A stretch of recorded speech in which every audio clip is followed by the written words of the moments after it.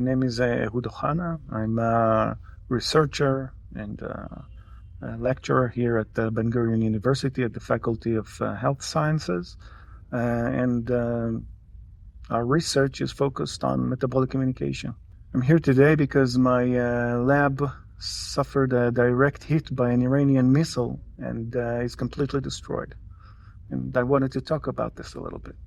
Can you tell me what you were doing before then? Like what was the topics of research that you were Yeah, as I doing? said, it's metabolic communication, which is a field, a new field, studying how molecular mechanism affects certain physiological processes in our body. But the other important thing is that when these mechanisms are impaired, they cause diseases, and we're trying to develop all kinds of treatments, novel treatments for those specific diseases, which include cancer, inflammatory bowel diseases such as Crohn's and colitis, fatty liver disease, and diabetes. And how damaged was your research from the hit? So the damage is quite extensive. I think that the most important thing is that specific samples, biological samples that we had, some of them were derived from human patients, and they are completely gone. There's no way to bring it back. We have other biological samples like engineered DNA, which took us about 10 or 20 years to collect.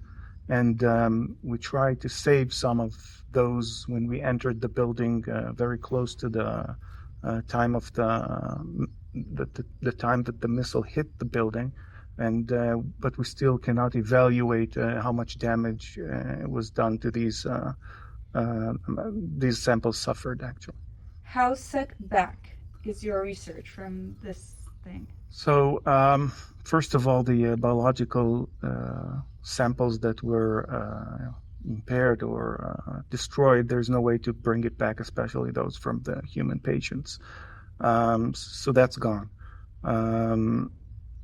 We believe that it would take us, in regard to the other samples, between 2 and 5 years to try and recover or generate new DNA samples.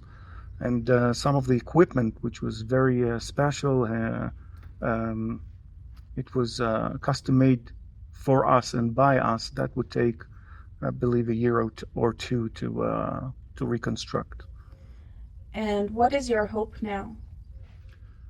Well, my hope is to start doing the research as fast as possible. To first of all, to take care of the students, which are at different stages of their projects and their degrees. There are PhD students and master students that need to complete their degrees.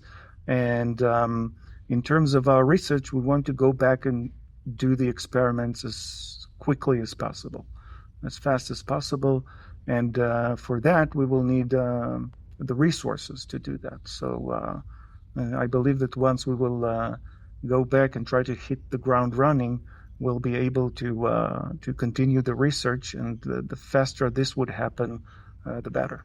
How did it feel that morning when you arrived at your lab trying to save everything?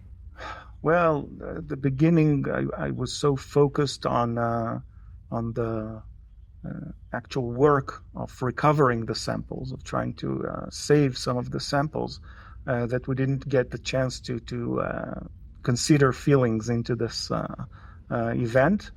But once things sunk down and we realized and we saw the damage and the destruction around us, well, it was rather sad. Yeah. Okay. Is there anything else that you'd like to add?